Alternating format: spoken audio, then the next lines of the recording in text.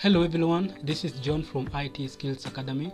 In this video, you'll learn the basics of Tailwind CSS.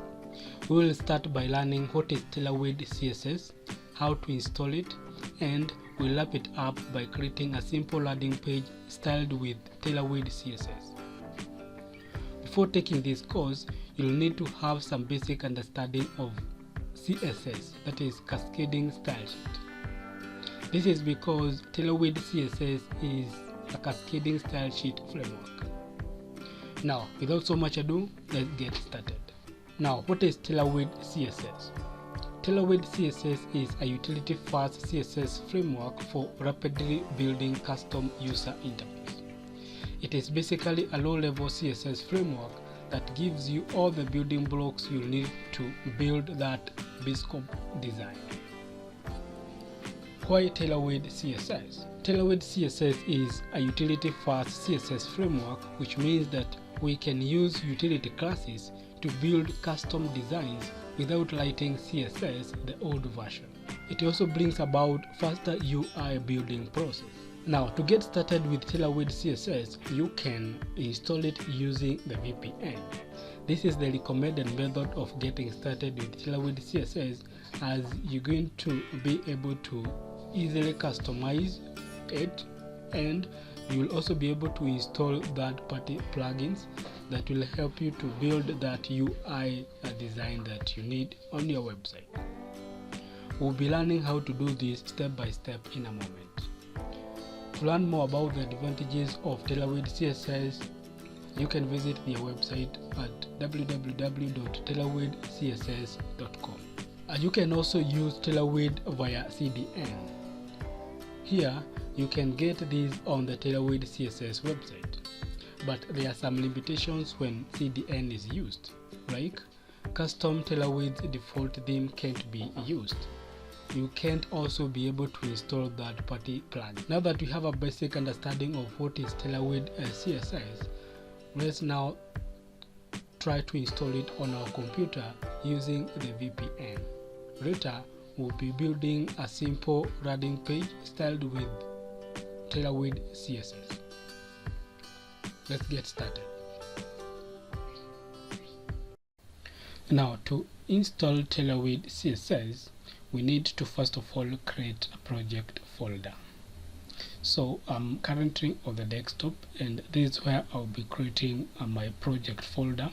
So I'll right click and say new folder, and I'll just call it a Tailwind _ crash course.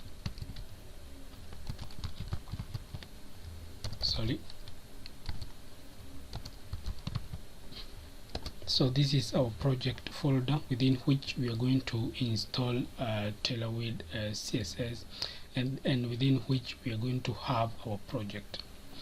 So I'll be using a Visual Studio Code, which is my favorite text editor. You can use any other text editor, but to be able to easily follow along with this video, I would recommend you to use a Visual Studio Code, which is a free text editor that you can easily download from the internet for free. So I'm just going to open that, but I'll open it using the command prompt because I want to open the Visual Studio Code with my project folder open in it. So let me just show you step by step what I mean. So I'm just going to open the project folder here, and upon opening, I'm just going to go to the path here, just click there, and then highlight CMD and press enter. This should open the CMD, and this is within my project folder, the Tailwind crash course. And here I'll just come and say code and a period. Remember, this is when you're opening Visual Studio Code. I don't know with the other text editors. So this will just open Visual Studio with this project folder already open within Visual Studio. So just press enter and give it a few seconds for it to open. Yeah, so currently we are starting a Visual Studio Code, within which we are also going to install the Tailwind CSS. And for you to be able to install Tailwind CSS, you can do so within the CMD, of course within the specific project folder. But still, if you're using CMD, rather if you're using Visual Studio Code, you can be able to access the visual or the command prompt within Visual Studio. So what we're going to do is we're just going to go direct to the terminal. So I'll click on terminal and say new terminal. So this will open something similar to the CMD. So I don't need to open CMD separately.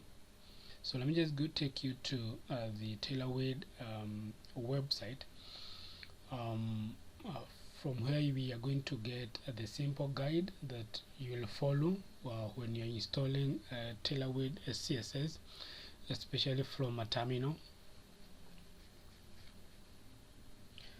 And here we are, and remember, as I mentioned earlier, we are installing the Tailwind CLI, but still you can use the post CSS, the framework guides, or the pre-CDN.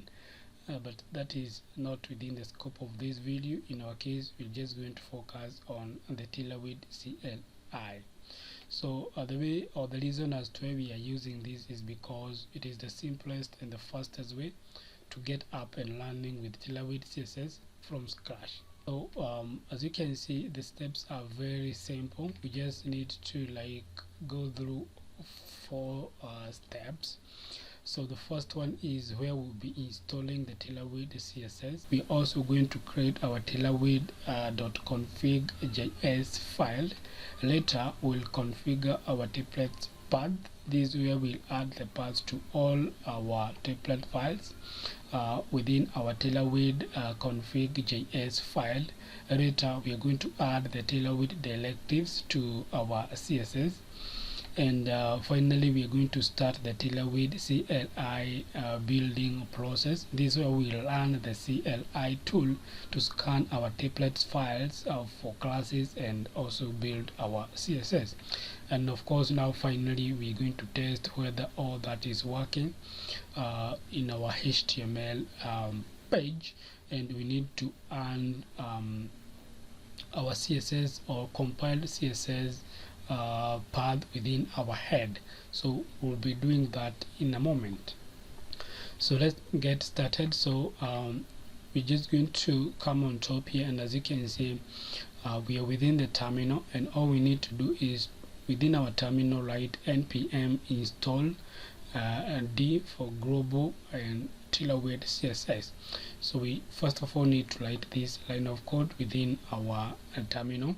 So I'm just going to head to the Visual Studio. Looks like it is taking some time to open the terminal. Let me just go to view and I say terminal down here. This is another way of opening the terminal. Yeah, and as you can see now, the terminal is open, and now we are within the path. And as you can see now, we are within the PowerShell, which is the same with CMD. You can also change this to the CMD somewhere. I don't know. Let me see if I can see that here. Yeah, you can be able to change this to the git bash. I have it installed in my computer, or the command prompt. Yeah, but by default it will have the PowerShell open. Yeah, but all of them are the same. So now let me just expand this a little bit here. Yeah, so this is what we have, and as we now saw, now within our terminal we can just come and write npm install d Tailwind CSS.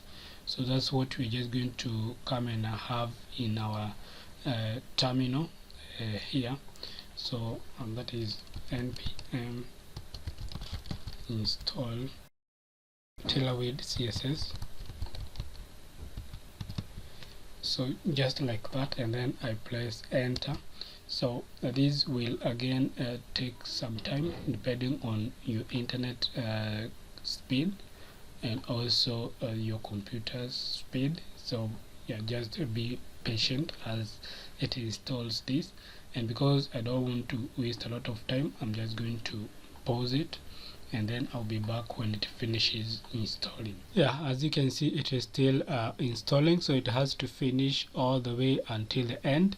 So let's just give it some more time. Alright, so now I'm back, and as you can see, we have installed Tailwind CSS. At least you can see we have the node modules, we have the package log JSON, and we also have the package JSON.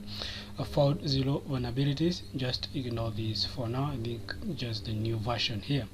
So the first part is done, so you need to have this within your project folder, and even when you go to your folder you should be able to see the same. So I'm just switching to our project folder, and as you can see now we have the specific information appearing there. So if that is not done from your end, then you need to make sure you follow the steps. Now the next thing that we need to do is to create our tailwind.config.js file. Remember, this is the file that will help us to extend our code, tweak it the way we want to our imagination. So we need to have it created within our project folder, and to create it, it's very simple. We just need to come and write npx Tailwind CSS init. So we head on to the Visual Studio, and here we write npx Tailwind CSS init, just that, and we press enter. This again will take some time, and remember, it requires internet connection, so you need to be connected to the internet, something that I forgot to mention, and that is very, very important. So it will also take some time, of course, depending on your internet speed and also the computer's speed. So let's just give it a few seconds as it tries to create the same. Okay, so that is created. As you can see, it says created Tailwind CSS config file, tailwind.config.js, and you can be able to see it here, and I can just click to see what we have inside it. So we just having it open here, and inside it we don't have a lot happening. Yeah, we just have the module export, content, theme, extend, plugins, and now this is where we'll be able to do our extensions. So we can be able to add anything that we want here, like colors, like whatever, so that we have our website being personalized. We are looking the way we want in terms of colors, in terms of spacing, in terms of everything. Mention it when it comes to building or creating your website. Now that we have that created, we can head on to the Tailwind website, and we have that finished. And now the next step, the second step, is to configure our template paths. This is where we add the paths to all our template files in our tailwind.config.js.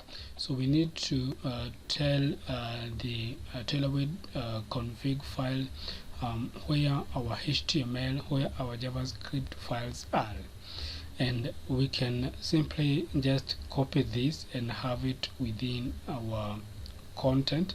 So I'm just going to come and copy this.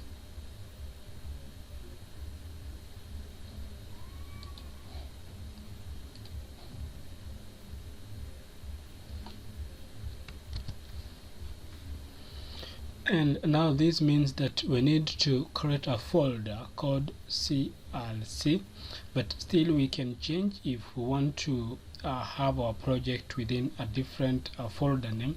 We can be able to change this to whatever we want, but in my case I'm just going to leave it like that. Or we can just have it like that. Yeah, so that's simply what we need to do there. We're going to come back to this in a moment, but let's first of all continue with the other steps. Now that we have that done, we are now on the third step. This is where we add the Tailwind directives to our CSS, and all we need to do is to come and copy this. So I'm just going to copy that.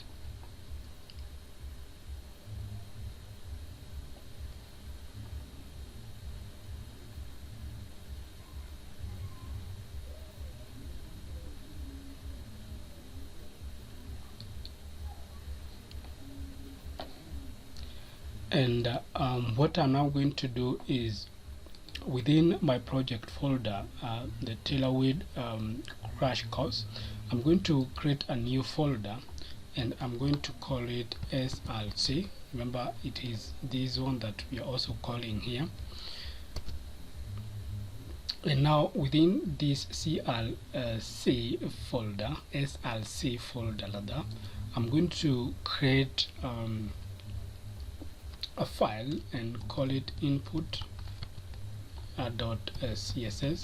You can give it any name. Let's see what they have called it here. Yeah, input.css. You can give it any name. So I'm just going to have that again. Oh, sorry, we already have it here. Sorry. So input.css, and now here we're just going to paste those 3 lines of code. So we have the Tailwind base, we have the Tailwind components, and we have the Tailwind utilities. So that is very, very important. So we can even close that. We're going to come back to that later, but first of all, let's continue with the other step. And now the fourth step is where we start the Tailwind CLI building process, and this is where we run the CLI tools to scan our template files for classes and build our CSS. So this will be very, very important because it is the one that will be checking for the classes, as you can see here, to see what we have written in those classes, so that now a CSS file will be created. Yeah, so this line of code is very, very important because it is the one that will be building our CSS file that will be read to interpret how the website will look like. Remember, Tailwind CSS uses classes, and you're just going to write the classes, and then the Tailwind will do like the rest. So we'll be seeing how that happens later. Like for instance, we have the h1 here being given a class of text 3xl. So this in real world may not make sense. So we need to build a CSS file that will be able to say like what will be the size of this text, like what does text 3xl mean, like what will be its size, what does it mean by font bold, like how bold should it be, like how should it look like. So we need to be building that, as I mentioned earlier, and I think there is no better way to explain this but by doing it practically. So what I'm just going to do is I'm just going to copy this. I'm just going to copy this, and I'm going to have it within our terminal. So I'm just going to head on to the Visual Studio, and now within our terminal here, I'm just going to come and paste that there. Yeah, so I ran into a problem and I had to restart that. So we're just going to come and paste that here. So, and we just press enter, and again give it a few seconds for it to process that.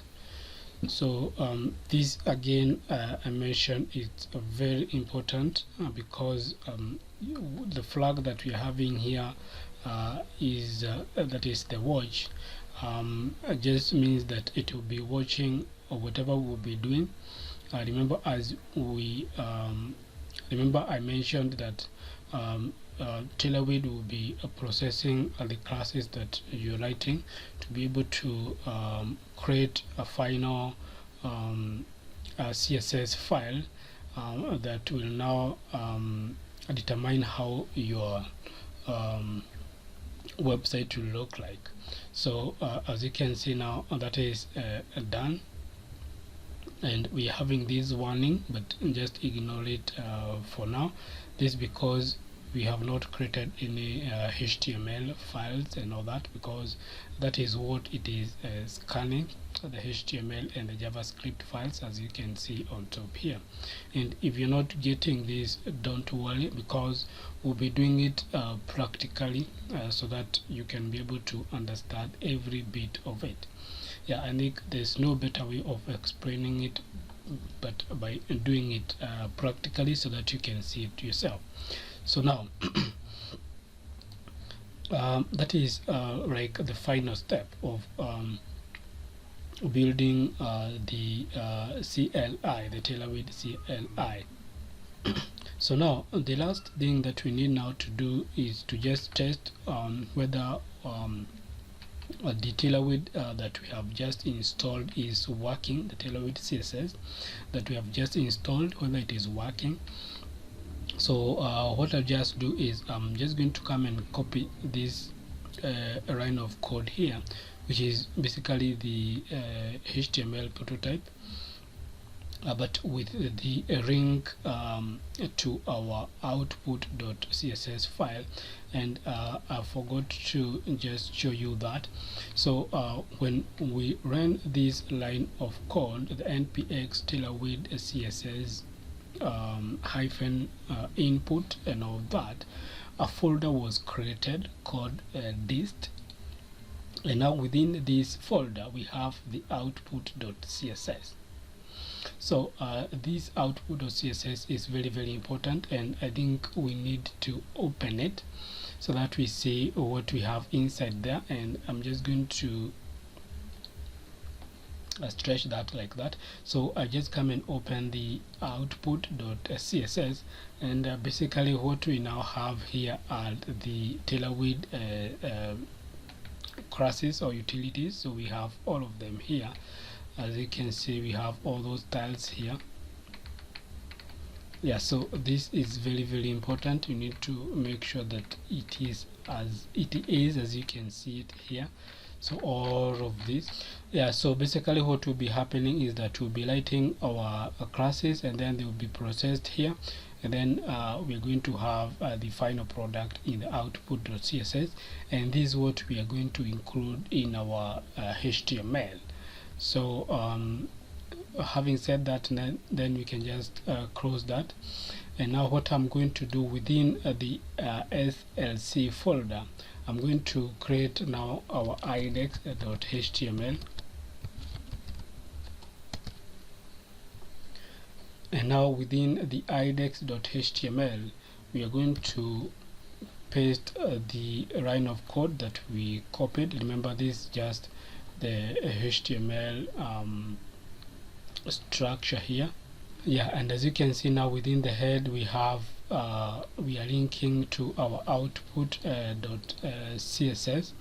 and now within the body we have the h1 having a class of text XL, font bold and underlined, and we have the word hello world. So we now need to run this to test whether our Tailwind CSS is working. You need to have Rive server installed in your within your Visual Studio Code. You need to have that extension. So let me just show you what I mean. You can go to the extensions. This is for the people who don't have Rive server. So this is just an extension that helps you to like view your view the results of what you are coding on a web browser, Rive. So you can just come here and search for Rive server. Yeah, so and you're going to see a lot of them. But the one that you need to pick is this one here. So if I click on it, yeah, it should look like this. In my case, I have already installed it. In your case, if you have not installed, then you're going to see the word install here. Yeah, so now when you have that installed, then when you head on to your, let me just go back here. Yeah, so when you come and right click on the index.html file, you can now see open with live server. So you're not going to see this if you have not installed that extension. So I'm just going to click on that, and basically now it will open my default browser with this line of code. And now we want to see if we are going to see this word hello world formatted as follows. Alright, as you can see now we have that open, and our Tailwind.css is installed successfully and it is working. As you can see, the word is formatted as you would expect. It is in bold, underline, and in that large size of 3XL, and we can just change a few things to see if that is working properly. So let me just try to remove the underline and make this to be 5. If you notice now down here it is rebuilding, so it's now trying to scan these classes and now building the output CSS for that, so that now it can now be able to show me this text in this specific size. So if I now head back here, I should now be able to see that automatically, and this is happening live. If I can just show this maybe side by side, this allows me to, yeah, so this should be happening live. If let's say I change this back to 3, you can see now that is being refreshed and it's going back to that. If I come and say underline, you'll notice that it is again rebuilding, and once it is done with the rebuilding, we see that again appear on top there. So that is very important. So if that is not happening on your end, then there might be a step that you skipped and you need to rewatch the video again. You can go to the Tailwind CSS documentation and try to follow the steps again. Talking about documentation, I think there's no better way of running a programming language than using its documentation. And so Tailwind CSS also comes with its documentation that is very easy to comprehend and also implement and help you to create a very nice and modern website. So currently I'm on TaiwindCSS.com. This is the official website. As you can see, it says rapidly build modern websites without ever leaving your HTML. It's a utility first CSS framework packed with classes like Flex, PT4, Text Center, and Rotate 90. So those are just classes, and these classes will be composed to build any design directly in your markup. So as you can see now down here, they're just trying to show us how you will be implementing this language, and as you can see, this is being built directly into your HTML. So you're just adding the classes, and then the classes are being composed to build something like this. And if you may just refresh this page so that we can see this live preview here. Let me just refresh the page so that we can see how this will be happening and how cool and easy it is to use Tailwind CSS to style your HTML website. As you can see now, what is happening here is that we have this being the raw HTML code, and now we're just going to add a few classes in our HTML, and we're going to have this looking very modern, very cool, and very easy to understand. Okay, so as you can see now, we're just adding the classes. So adds a class of padding 8, also makes it rounded, so that's the image that we're having here, rounded full, that makes it a circle, as you can see. So we're also giving it a margin all rounded of outer. You see that centers the image. And we can also now style the content, that is the paragraph. So we add a font medium. We also now go to the fig caption and give it a class of font medium, as you can see. And now that changes automatically. We now go to the div that has the Saladian, and we give it a text color of text sky 500. As you can see, now that changes to blue, and also dark. That is when it will be on a dark themed website, it will appear like that. Then on the div, on another div, we are adding classes, and as you can see now, that changes that specific thing just like that, as you can see, and it's very responsive. So we're also adding an MD of flex. As you can see, it flexes very seamlessly, yeah, like that. So it's just a matter of adding classes to your specific HTML. So what is very important in understanding this language is being able to understand these classes. So when you understand these classes, then you can now be able to tweak them around, play with them, so that you're able to create that cool thing. As you can see, you can do a lot with these classes, so that you have your thing looking however you want, like style it to your imagination, as I began saying. So that's very cool, and that's just very true. So there is a lot that you can do with Tailwind CSS. So it also comes with the sizing. As you can see, you can also be able to have these specific sizes. When it comes to styling your divs and all that, you can have them styled like this. You just need to add these classes, and this is how your divs will look like. If you switch to the colors, you can be able to play around with the colors.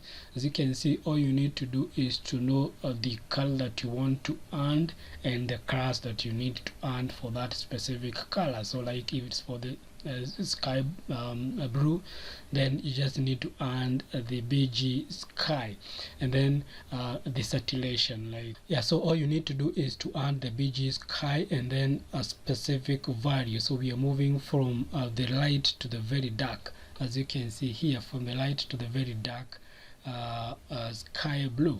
So the smaller the value, the lighter the color, and the bigger the value, the darker the color. So that applies to all the other colors that you may think of. Then if you talk about typography, yeah, you just need to add the classes. As you can see here, we have the font scans, we have the font serif, we have the font mono, and that will be looking like this, as you can see here.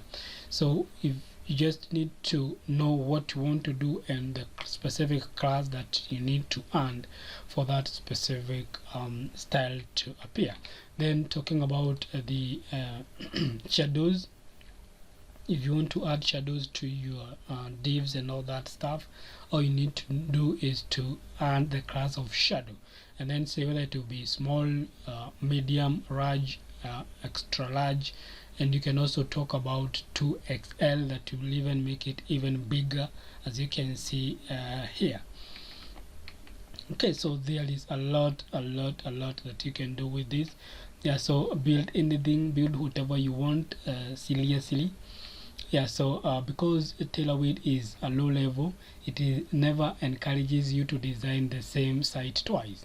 Even with the same color palette and sizing scale, it's easy to build the same component with a completely different look in the next project. Yeah, so you can see you can be able to easily create this thing in seconds, like very fast. All you need to do is to add the classes. Yeah, so a lot. See, you can be able to make the same thing but make it look different. Create the same thing but just twist a few things here and there, and everything looks very cool, very nice. See, the same thing but still different ideas, and it's all about changing the styles here, changing the classes, and within minutes you'll have everything changed. So you can just look at something like this and rebuild it to something like this, have something like this and rebuild it to something like this by just changing a few classes inside here, something like this, and change it to look something like that. So very cool. Alright, so let's just try to check a few things. Performance is very fast, it's tiny, never ships unused CSS again. Tailwind automatically removes all unused CSS when building for production, which means your final CSS value is the smallest it could possibly be. In fact, most Tailwind projects ship less than 100 KB of CSS to the client. How cool is that? If you want to learn more, you can just click on that. As you can now see, we just like creating the classes, they are being rebuilt, and we are creating the CSS file very fast. And it's not like we have something here that you don't need. What we are having here is what you have created yourself. So we're not going to have unnecessary styles inside here. It's what you create that we are going to build for you here. That's what Tailwind CSS tells us. Okay, so there is a lot that you can do. When it comes to responsiveness, this is everything. So wrestling with a bunch of complex media queries in your CSS sucks. So Tailwind lets you build responsive designs right into your HTML instead. So draw a screen size in front of literally any utility class and watch it magically appear at a specific breakpoint. You want to view that? Yeah, so here we are. Yeah, so we are at this point here. So this is less than a small device like a mobile phone, and we have it looking like this. So if we just stretch it, so like we take it to a medium size or a small size, it will look like that. Then we stretch it, so this is the first breaking point. So we stretch it to like an MD, that is a medium screen. Just a moment. Okay, yeah, and it looks like that. And as you can see now, there's another image that appears there. Okay, now that's a medium size. So if we stretch it now further to a larger screen, then it will look like that. So how cool is that? And all that is being done here is to add breakpoints to like anything, any div that you're creating. Draw some specific breakpoints, and it will break at that specific point. You want to see how that is working, we can just view it down here. Yeah, and all you need to do is to have it something like this. So we are just adding the classes, as you can see inside here, and with these classes now we are able to have something as big as this. So we don't need to play around with the complex media queries that you need to add into your CSS. That sucks. So it's very simple with Tailwind CSS. All you need to do is to add such classes into your divs, into your wrappers, into your everything, and everything will seamlessly fall into place. And this is something that we'll be creating with you step by step. So I'll be showing you how you can get started with this step by step. So you don't need to worry about this. We'll be creating it with you so that you're able to like have an experience of how Tailwind CSS works. Okay, so that's it with responsiveness. Talking about hover and focus state, we got M. So this is where you want to style something on hover. stick hover at the beginning of the class you want to add. Yeah, so it's very simple. All you need to do is again add some classes and everything will change as you would expect. So as you can see now inside here, when I hover over this, I'm able to see that kind of an effect.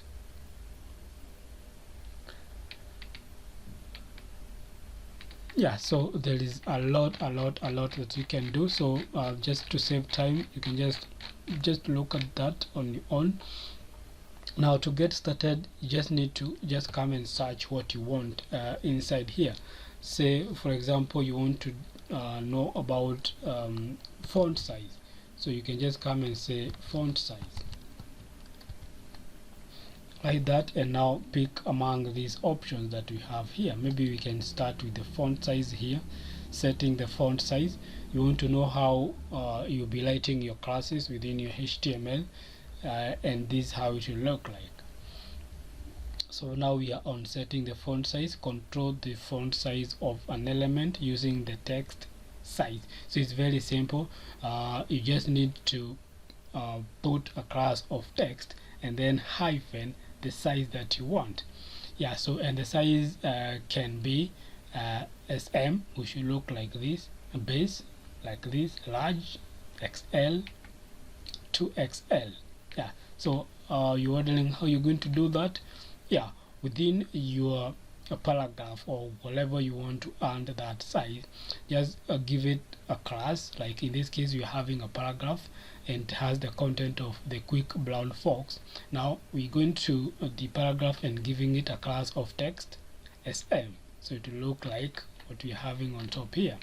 If we come and say text XL, so that will look like what we are having here, and so on and so forth. So it's very simple. All you need to do is to add this utility and everything falls into place. Talking about hovering, very simple. You just need to say hover text base. So this will just, like when you hover over it, increase from small size to a bigger size. Yeah, very simple. So we have all that. Under typography, you can think of font family, font smoothing, okay, font style, font width, and all that. Talking about the backgrounds, the borders, the effects, the filters, yeah, just go there and try to learn. It's very easy to run and also apply it on your specific website. So and of course there is a quick search here. Whenever you click on this, you're going to see it open like this, and you can search almost everything that you think of.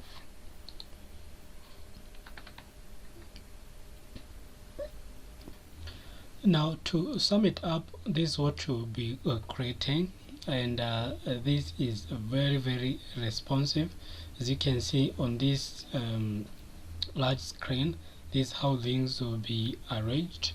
And if we can now try to like let me just show you here to take it to expose it. If we now try to expose it to different screen sizes, you're going to see that. So let me just try to stretch it a little bit.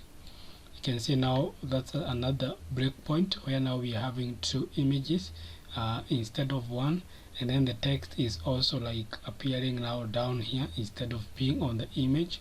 As you can see on a mobile phone, it will look like that, but now when we stretch it to some sort of a medium screen, we're going now to have the text appear down there.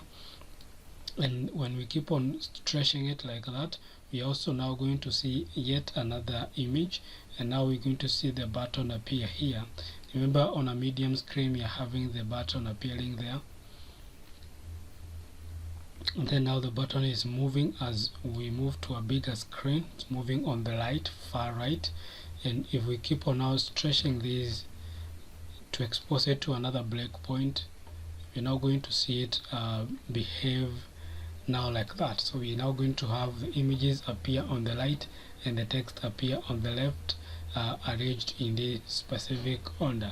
And this is very easy without having to add any media queries on our CSS whatever, which sucks a lot. So we'll do this step by step, which will sort of sum up what we have sent, and which I hope will get you started with Tailwind CSS, so that you can be able to build your next big, cool, modern website. So without so much ado, let's get this started. Well, now here we are, and we are viewing Visual Studio and Microsoft Edge side by side. This is because I want us to have a live preview of what we'll be coding here, so that as we add the HTML, we are able to see it here, and as we also add the classes in our HTML, we see how our website is being built up using the Tailwind CSS classes, and we'll also be seeing the output.css being rebuilt down here.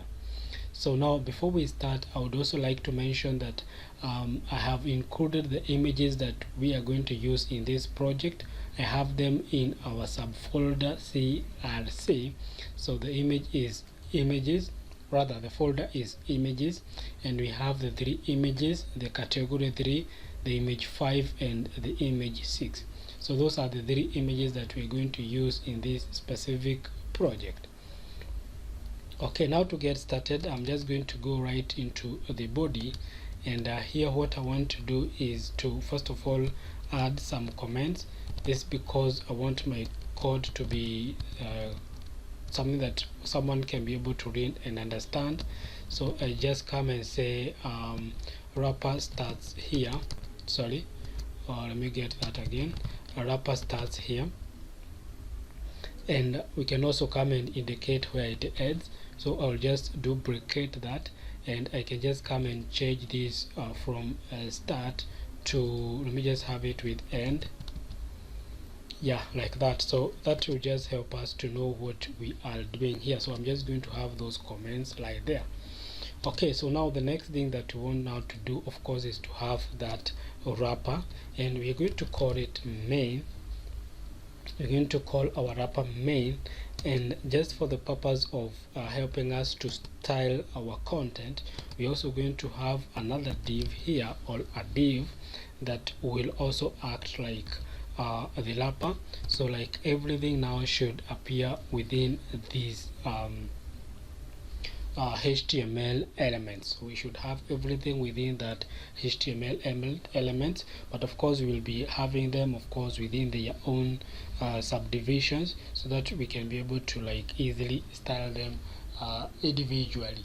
So now within this div, we are going to, of course, now start with the header. So I'm just going to have a comment here, and I'm going to call it a header. So header like that. Let me just push this one inside there. Okay, let's just have it there because we have started it like that over there. So now we're going to have the header, and of course, as I've mentioned, we're going to have our content again within the divs. So I'm going to also have a div for our header here. Sorry. So let me just change this to div. I don't know, I've picked the long option here. So the div, so we should now have our header appearing within this specific div.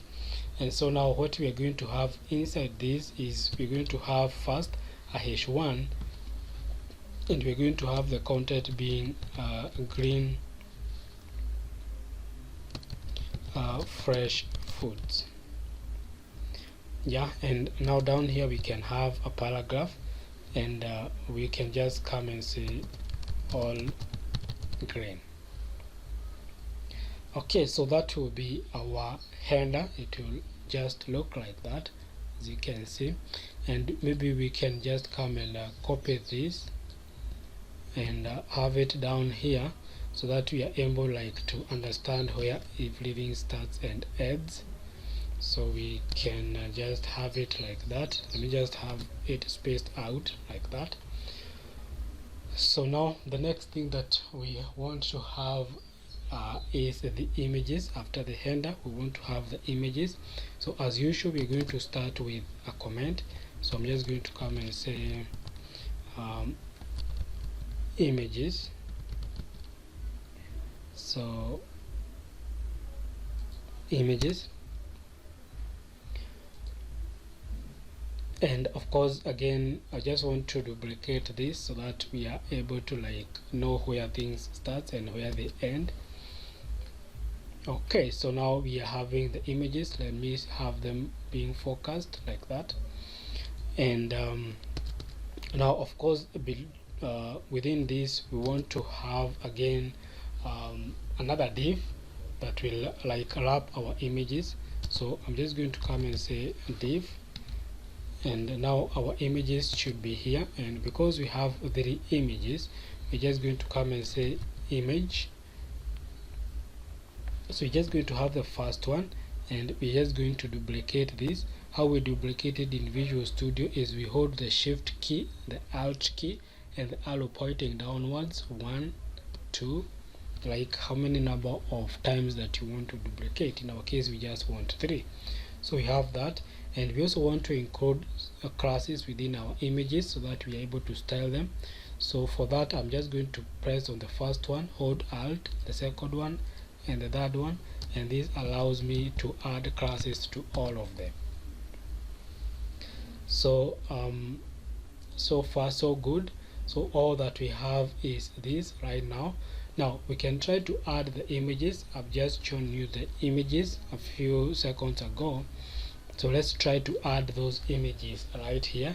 So we have them in a folder called imgs, and how I like doing this is by just selecting so that I don't make a typo. So I'm just saying mgs, which is the folder / and then I'm waiting for this so that I can select the image that I want. Sorry, this should be the image 6, just selected the wrong one. Yeah, and the last one will be images.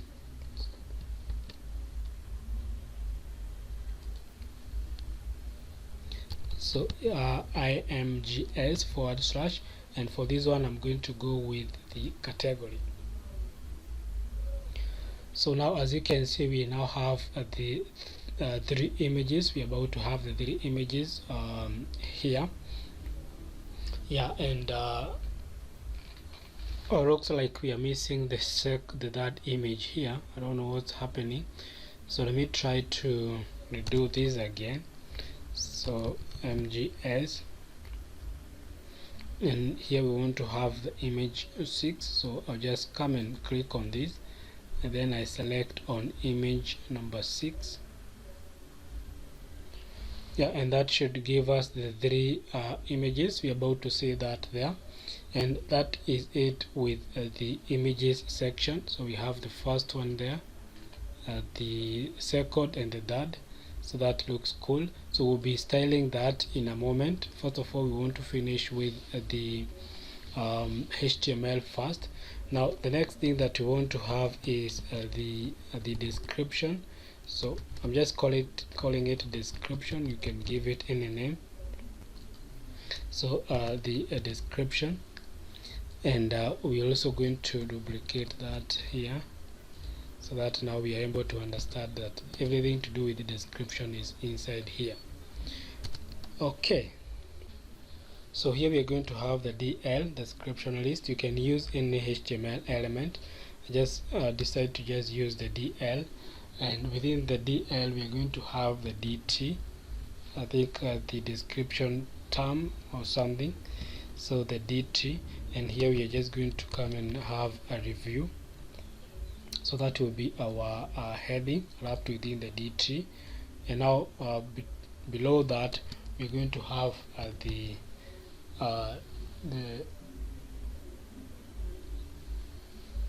definition descriptive or something like that. So the DD, and we are now going to come and have some SVG inside here. But before we have the SVG, we can also have the SVG caption or the icon caption here. So I can just come and say span, and within that span I also need to have another span. So I can just come and say span again, Yeah, so here we are going to have a value that will be in brackets, and here we are going to put the next value. We can just say 5.90. yeah, so something like that. And then now what we want to do now within this, we want to add the star SVG. Yeah, we just want to add the star SVG, and there is no better place to get SVG than Hilo icons. So these are icons, free icons that are provided by Tailwind CSS as well. So we call it Hilo icons. You can access them by visiting www.hiloicons.com. So we're just going to search for the star, and we're going to find one here. So we can just come and copy this one, and we want to come and have it here, of course. So I'm just going to paste it there. And we also need one for the location before we get out of that. So we can just come and say location. So we can now copy the one for location. We can just pick this one and hold that for now, because we need to have some HTML elements first before we copy that. Now below that DD, we are going to have yet another so like the title, so like the description title. So I can just come and say a DT, and this will be for the location. And we are now also going to have the DD. It's like, yeah, the definition of the description or something, the DD. And now within that DD, we are going now to have the SVG for the location.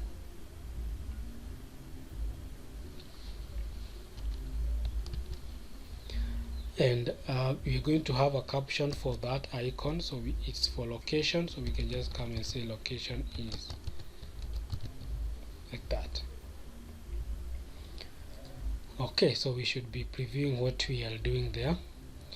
Alright, so we are now done with the description. Now we want to do the last part. Before we get there, we need to have a button just below that. Just below that, we want to have a button here.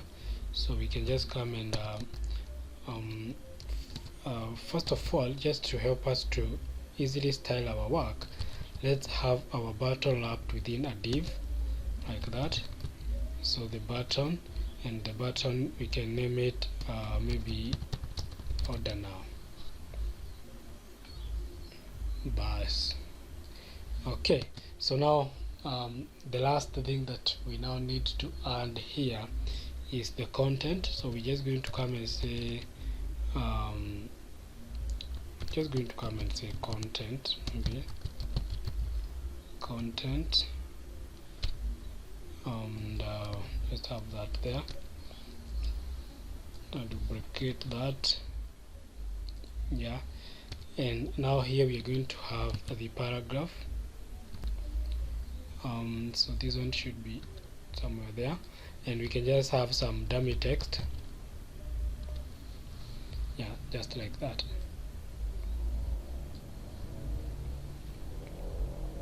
Yeah, so that is our basic HTML. So we're now just going to add some classes that will now help to style our work. So let us see how that looks on the browser maybe first before we style it.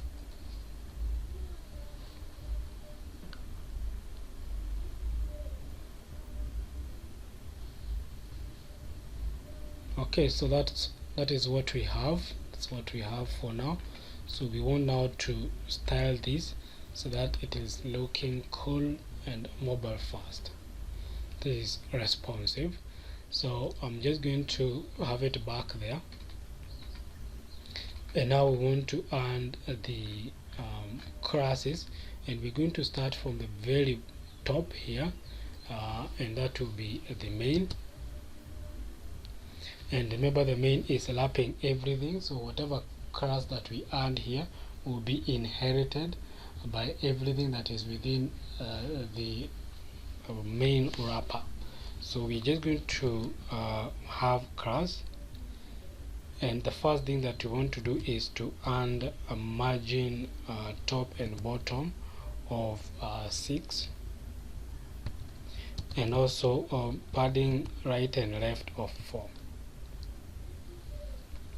So by just doing that, we have added a space on top of our content and at the bottom, and also left and right, as you can see, all around our content, because we have all this lapped within the main. Now the next thing that we want to do, because we are building a mobile first website, we want to state how things will be laid out on different devices. So we'll start with a small device, and here we're going to give the padding top and bottom of 10 on small devices, but on big devices we want to have the margin right and left being 8. Okay, so that is the main wrapper. Now we go to the div, and again we are going to add a class. So let me just come and say class, and what I want now to do here is to style again like everything here. So the first thing that I want to do is to give it a specific width. So I'll just come and say that the maximum width should always be 2XL. So the XL is a size that is specified by Tailwind properties somewhere. So when you just include this, then you like talking about a specific size, just like we say SM, large, extra large, and all that. So we are also now going to have these centered. So for that I'm going to say MX auto, and that should center our work. If we can have a preview of that maybe just before we continue.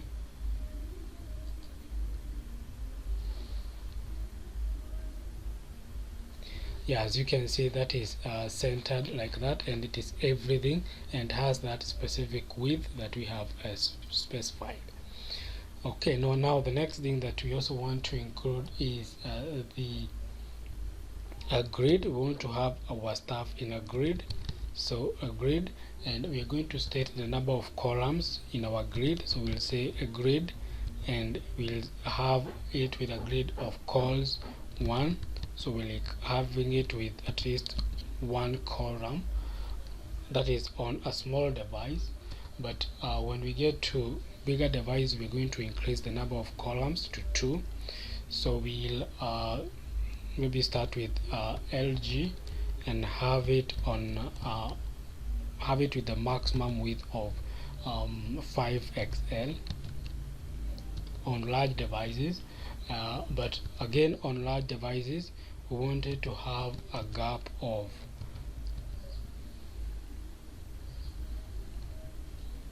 20. So that is those grids, the spacing. And then LG, we should also come and say that on large devices we should have a grid of 2 columns.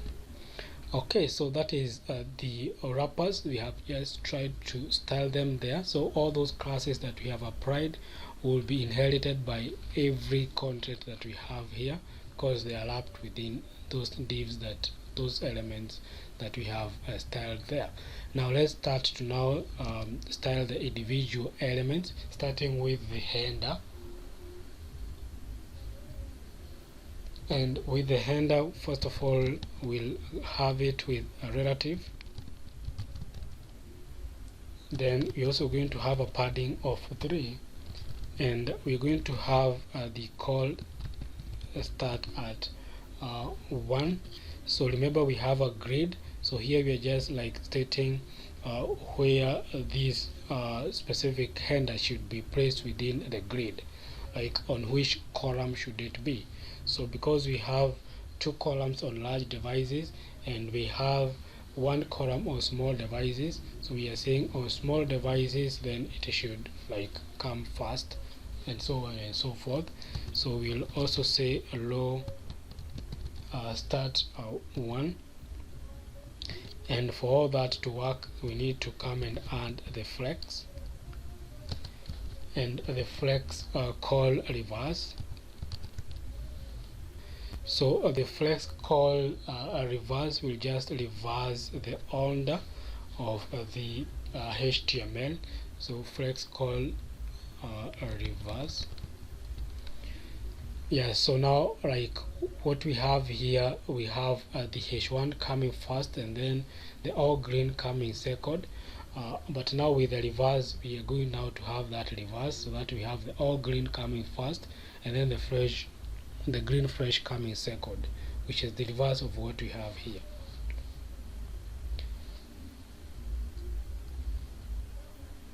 Okay, so we also want to have it rounded, that specific div, so we can just come and say rounded, and the size for that will be LG. And we also want to add a background color, so we'll say gradient. So we just want to add some grayish color, background color, so we say gradient 2T. And we're also going to come and say from black 75 via block 0. And that's just the background, don't worry about all that funny stuff there. Now because again our website is mobile first, we also have to indicate how things will look on various devices, starting with the small where we are going to have a BG of none, and still on small devices we want to have the row start at 2. We want to have these elements on small devices starting at the second row. So as you can now see, we are having them coming first, as you can see here, but we want them to be coming at the bottom. We don't want them to be like in the first row in our grid. Remember, we already have a grid because we have included the grid, I think somewhere here. So we already have like sort of a table, and now we are saying that on small device we want our header to come at row 2. So for that we will say row start 2. And still on small devices we also want to have a padding of 0. On large devices we also want to have the row start at 1. So row start at 1. So on small devices the header should come second, but on large devices it should be the first one, should come in the very first row.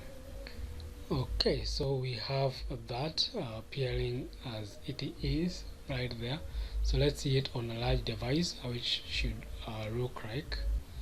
So we have that as it looks right now. So we now see that on a large screen we don't have the background, and we are having that there. So we're going to still style it so that it looks a bit organized, and now we have our images there. So we are now going to continue, and so we now go to our H1 and we're going to give it a class, and the class that we are going to give it is first a margin top, so empty margin top of 1. We want the text to be large, so we're just going to say text LG, and for the font we want it to be semi-bold, and also we want it to be white in color. That is on a smaller device because we have it with the black background. Yeah, so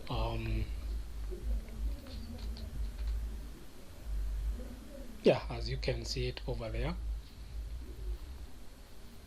So now the next thing that we want to do is we want to add the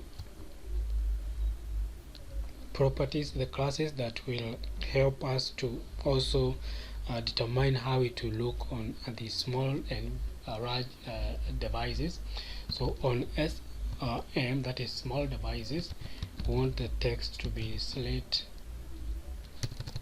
slate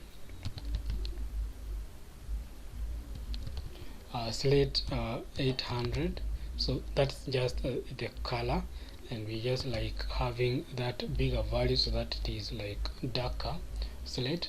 And then on MD, that is on medium devices, we want the text to be extra large, so we say text 2XL.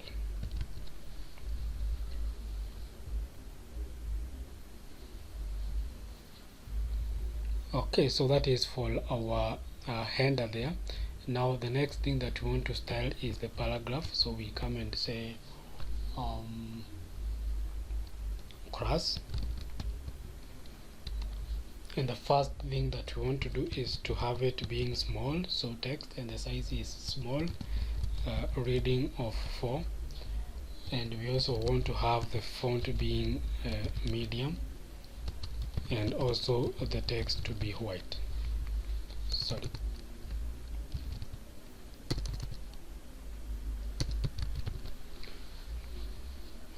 Now on small devices, how should that look like? Okay, so we can come and say that on small devices we should have the text having a slate of 500, and we also want to say that on yeah, so just like that, so you can now see them appearing in white, and we're having them in this background because we'll be having them on top of the image somewhere here. Okay, so that is our header, and I think we have styled it the way it should be. So now we can move to the images, and we'll start with the wrapper, that is like wrapping the images. And again, we're going to give it a class, and the first class will be a grid. So we again create another grid for our images. We have them spaced with a gap of 4, and we should have them within the grid starting at the first column.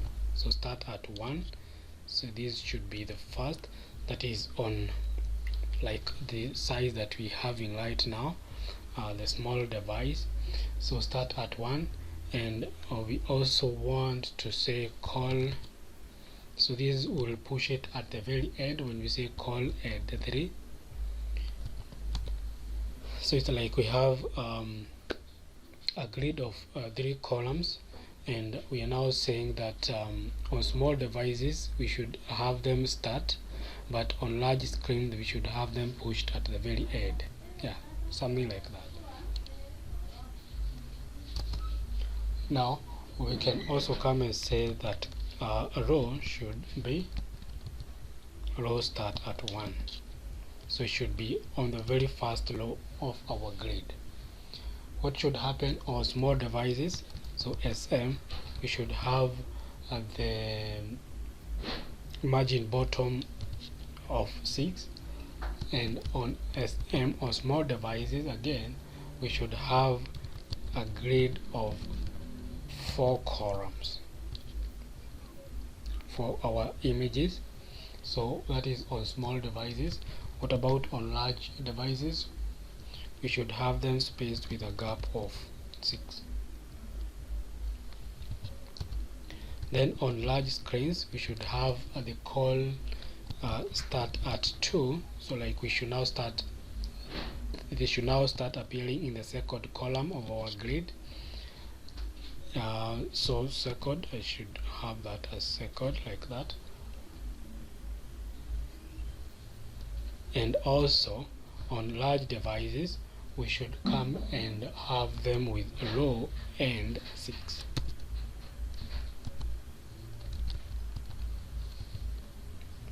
Yeah, so something like that.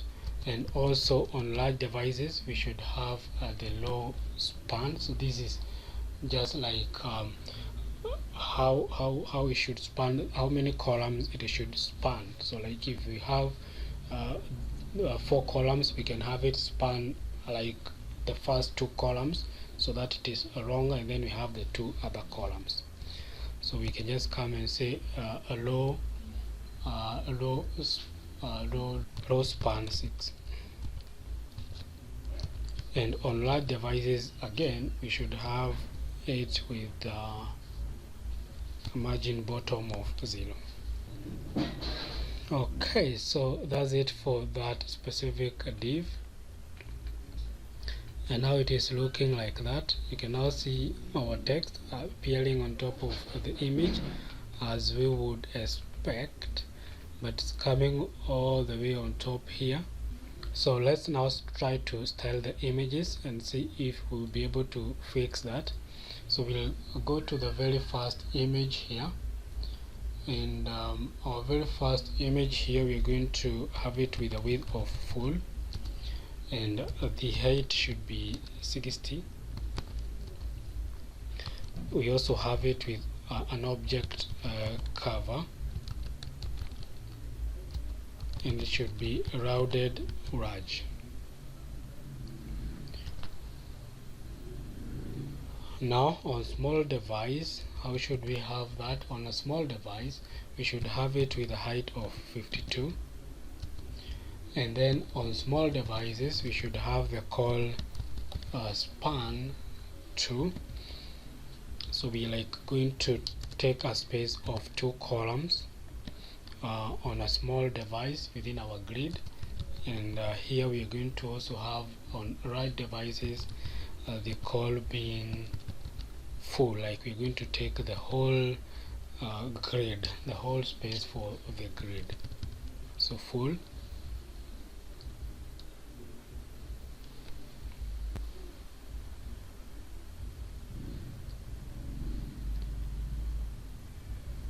Okay, so that's our very first image.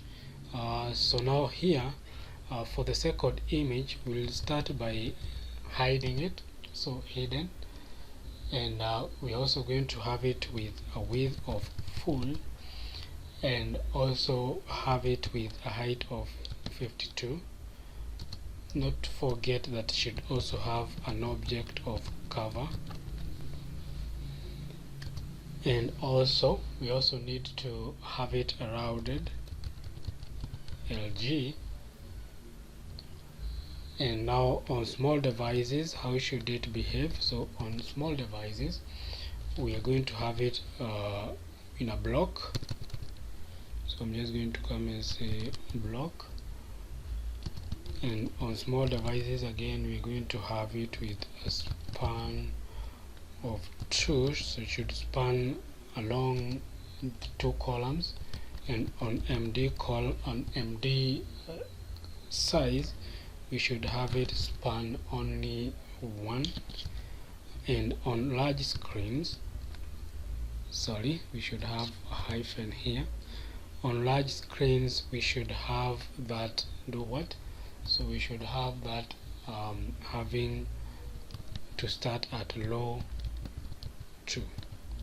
So far so good. Now we are left with the last one here, so we'll start with again hiding it, and also giving it a width of full.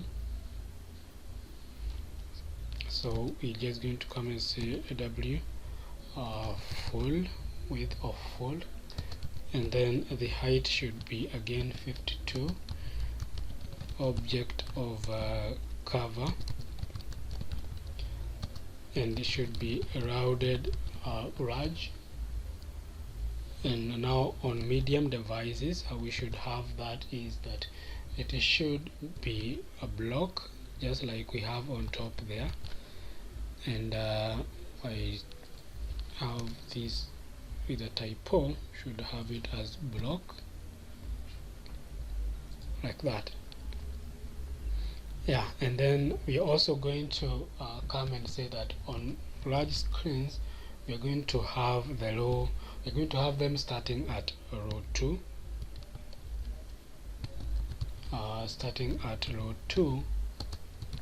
and again on large screens we're going to have that starting at or spanning within 2 columns, so call span 2. So when you see call span 2, is just like you're merging a number of columns, so it's like the span is merged, so you're merging 2 columns, merging 1 column. Yeah, of course you cannot merge one, it's 2 and above. Yeah, so and then on large screens we're going to have that with a height of 32. Yeah, and we have something like that. Yeah, so as you can see now we have this taking some shape. If I maximize this, yeah, so when we maximize that we have it like that. We need to fix a few things here because I don't know why these ones are coming on top here and they should be somewhere below. We're going to fix that, and also the size of this image should be the same as this one, so we need to fix a few things there. So let's just try to see. So first we have the rounded having a problem here, and also I think we also need to fix what else have I seen there. Yeah, so the height, so it should just be like what we are viewing here, this one. Okay, so we also need to add another class here to fix that issue. So we need to come and say LG, and that should be called span, called span 2, and also on LG we should have the height being 32, just like what we have here. So I think that should fix that specific issue there. Yeah, so we have them like that, which is very cool. So now we just left now to fix this issue here, because this one should come first. Yeah, so but let's first of all style these ones and see if that will be resolved. So we are now done with the images, and as you can see we still have some work to do here, because I'm expecting this to fill the whole screen, but we still have a problem with that over there. So we still need to go back to the header and try to fix that. Okay, so I seem not to find an issue there. Let's first of all style the list here and see if that will have that fixed, and we're going to see what is left with that. Now that we have styled the images, we can now go to the description part. We'll be trying to fix a few things that I'm seeing here later, but let's first of all try to style this and see what will be left with here. So as usual here we're going to add the class.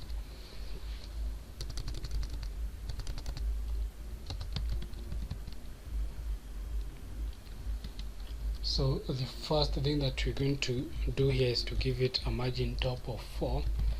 The text should be small and the font should be medium. We also want to have the forex and also center the items, and we should also have the low start at 2. So by default it should be like that. And just before I forget this mess, I have to collect it. Now the next thing that I need to do is to state how this should appear on small and medium and large devices. So starting with the small, the margin should be 1.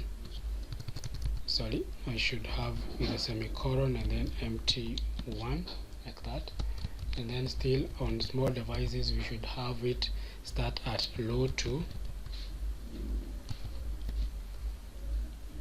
or rather that should be 3, and we should also come and say on medium devices we should have the margin top of 2.5,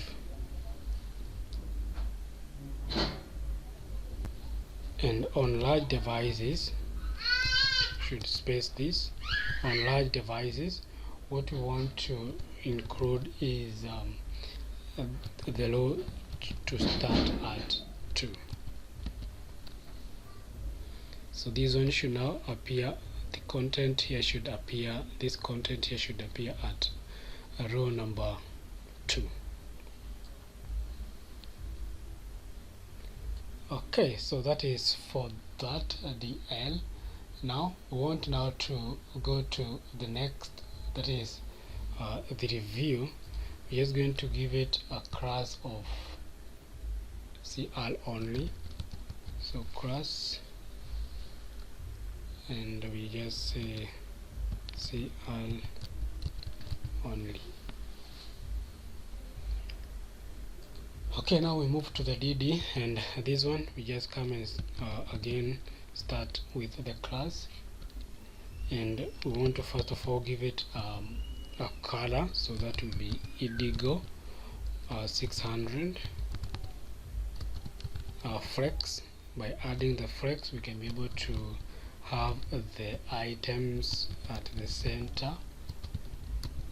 Yeah, so we have a typo here, so this one should not have the N. So just like that, so we can now be able to see that right there.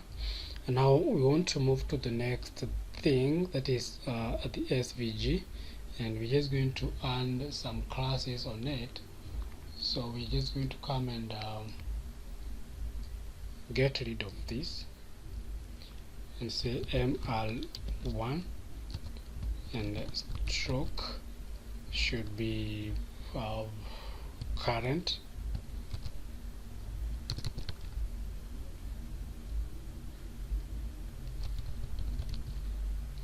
So current, and just that.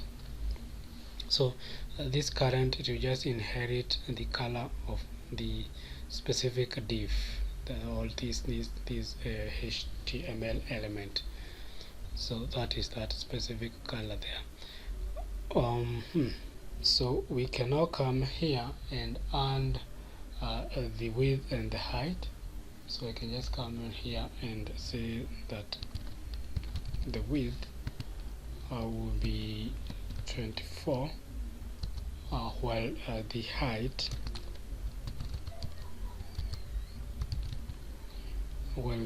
should be okay. So now we move on to the next one. So that is the values there. We also want to style them a little bit, so we go to the span, and the span we're going to give it a class, and it is this one inside here, that we're going to give it a class of text color, that will be text slate, and that will be 400, and the font to be normal. Yeah, so something like that. So now we can head on to the next one, the location. So for this one, again, as usual, we have it with a class. Sorry, I want to pick this one here, class, and this one should be SL only, just like that. And now we can come here, and we want now to be able to have the items being centered. So we are going to first of all have the class, and to center the items we should first of all have the flex, and then we can have the items appearing at the center. Alright, so now so far so good, and now we're going to style our SVG. So we can now come and give it a width. So width of 2,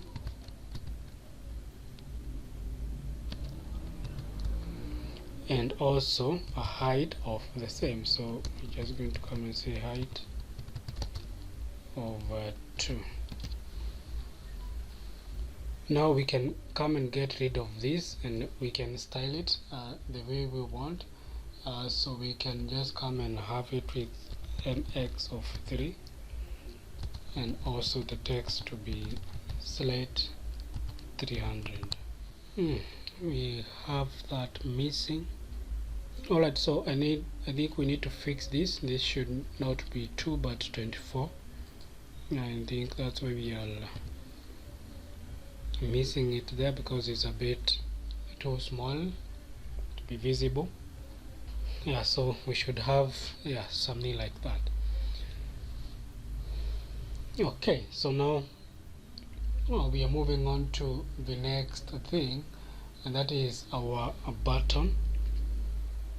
So we can go just to its div there, and we're just going to again have the class, and the first will be the margin top. So we're going to have that having a margin top of 4. The call should start at 1, and then we should have the low start at 3, and also self-center. Now on small devices, how should we have this? On small devices, we should have a margin top of 0, and again on small devices we should also have the column, the element starting at column 2. So call start 1, and rather this should be 2, and we're also going to add an SM of row span 2.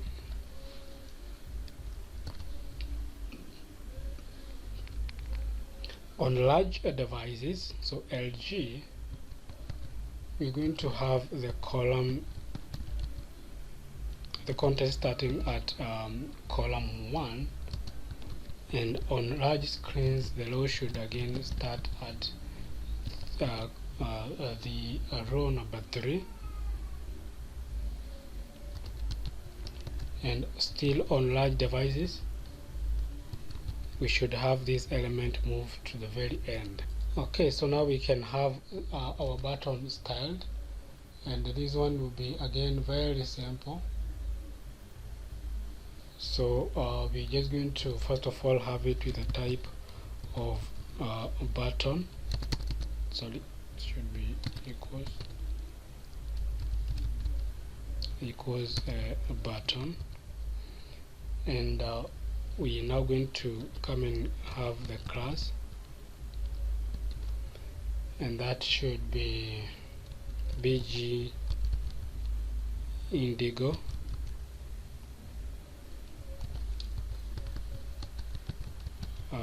the white should be the color, and the text should be small,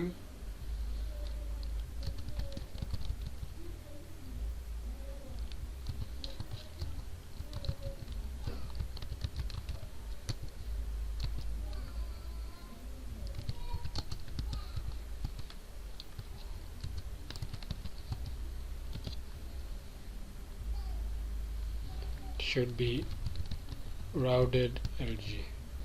So this one should be somewhere there. Now the last thing that we need to style is our content here. So we're going to start that with a class, and the first class is a margin of 4, a text being small, should have a reading of 6. The column should start at 1, so column start at 1, and on small devices we should have this with call span of 2.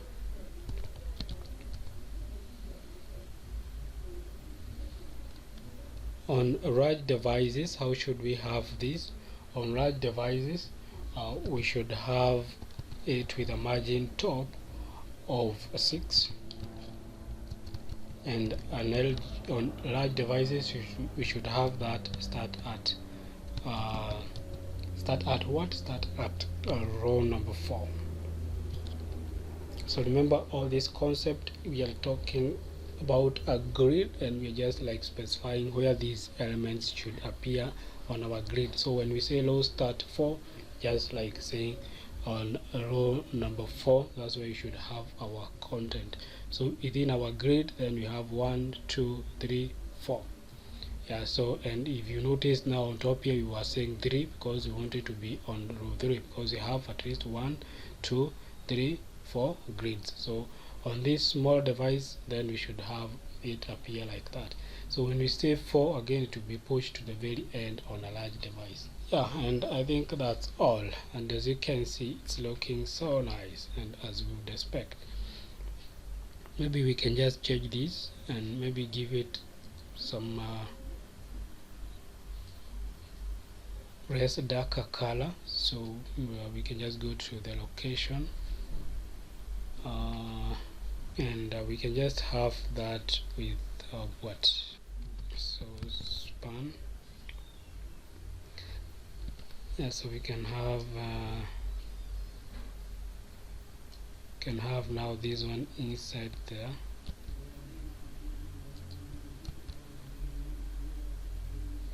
And we can just come and have it with a class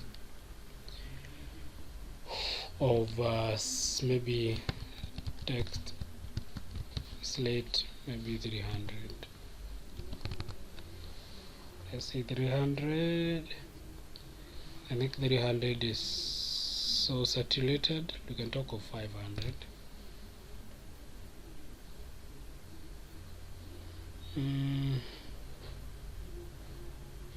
Yeah, I think 500 looks good. Yeah, so let's see it on a large device. Yeah, and we have messed somewhere. I think we need to have these images on this end.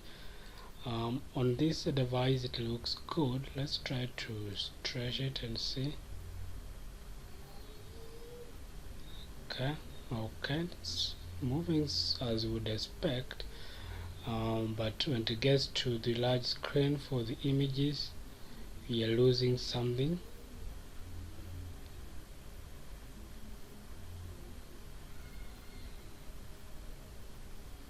So when it gets to that large screen, we are missing something with I think the images or something. Let me see, let's try how we can fix that. Okay, so let's just try to repeat the styling of the paragraph again, because it is, I think, the one that is bringing some issues here. So I'll just start with, so we're going to start with the small devices, and here we are going to say that the call should span to 2 columns, and we should also on LG devices have a margin top of 6. And I'm going to come and have LG call span at 1. Basically just span 1 column. And then lastly, I'm going to come and have LG low start at 4.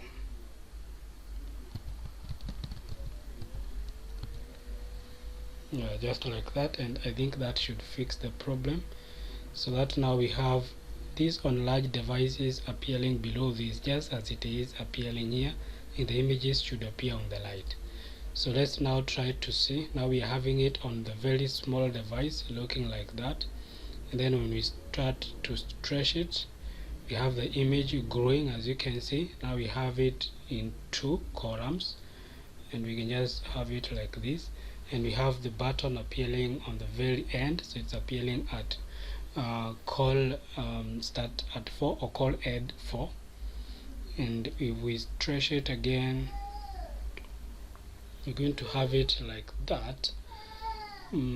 this should be hidden or something. Yeah, so we can just move on, and on large screen, yeah, we should have it like that. So we are seeing the information here, and this one is appearing on this end here. And I think we also need to fix the button here because it's too close to this. So let's see what's wrong with that button. We've already given it a margin top. What about on large screen? Yeah, so we can come and say that on large devices we should have the margin top being 6. Margin top, oh sorry, this should be LG, yeah, like that.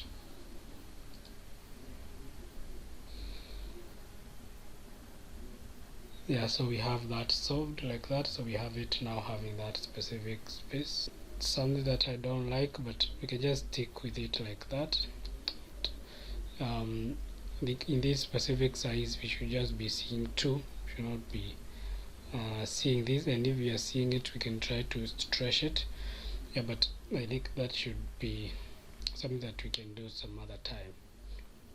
Yeah, so we can try to fix this the way you may want. So yeah, that's our basic landing page there.